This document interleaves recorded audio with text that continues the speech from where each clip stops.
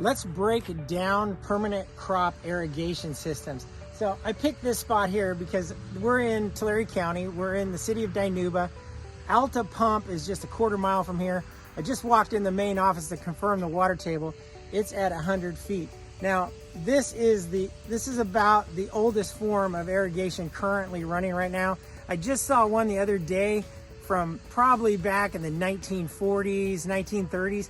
The water table used to be so high, farmers used to dig a hole 10 feet deep and drop a pump in, hook it to their tractor, and irrigate their crops in a ditch with siphons.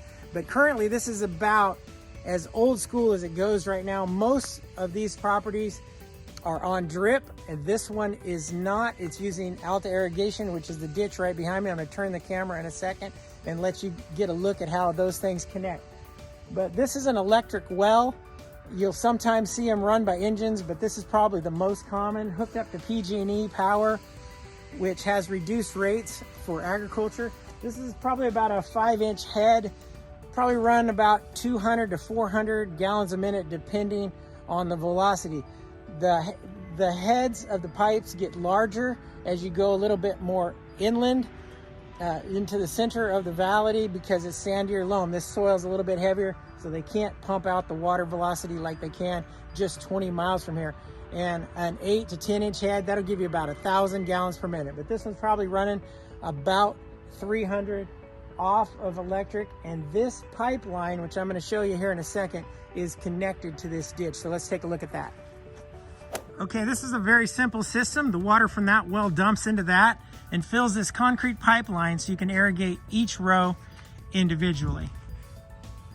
Now, we happen to be right here by this canal. This is Alta Irrigation District, and during the summer months, on wet years especially, these are full. There is a small fee per acreage. You contact the ditch tender, he gives you your allotment, and that valve there connects into this system here so you can irrigate. So on wet years, you're good, but you need to have groundwater regardless, even if it's a dry year. My truck's getting worked on just across the street, so I happen to be shooting this video here, but that's Calpine Containers. Shout out to them, my favorite box company. And if you are in need, one of my best friends works there. Her name's Jamie. She's been there over 20 years. She'll take care of you. So this water is controlled by this weir here, and they put boards in to raise the water when it's your turn to irrigate out of this system here. So that's how this stuff works. Every district is a little bit different on the amount of surface water it has. Fresno Irrigation Districts is really good for this area, and that is how this system works.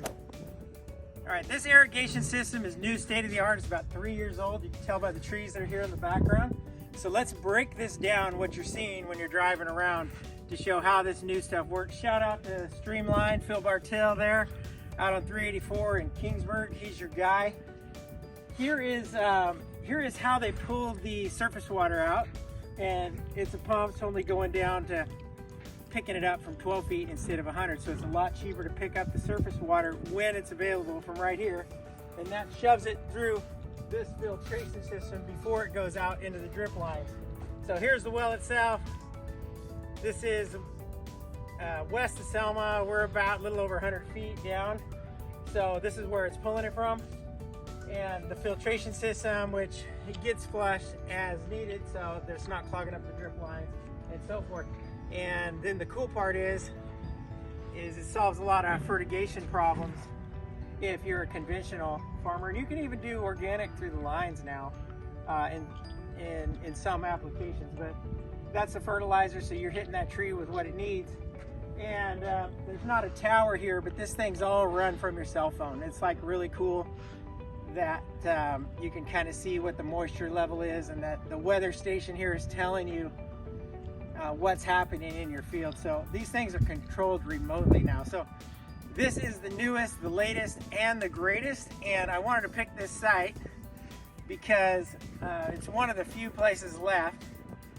This used to be an old Thompson raisin vineyard, and right down there, if you can zoom in, right there behind the power pole is one of the old cisterns that they dug. It's probably about 15 feet deep. It's been filled in now, but the top is still there. And they used to back a tractor up to that and run the pump off the PTO to irrigate this field. So that is from the oldest, probably took place in the 1930s, 1940s, to now the newest, the latest, and the greatest.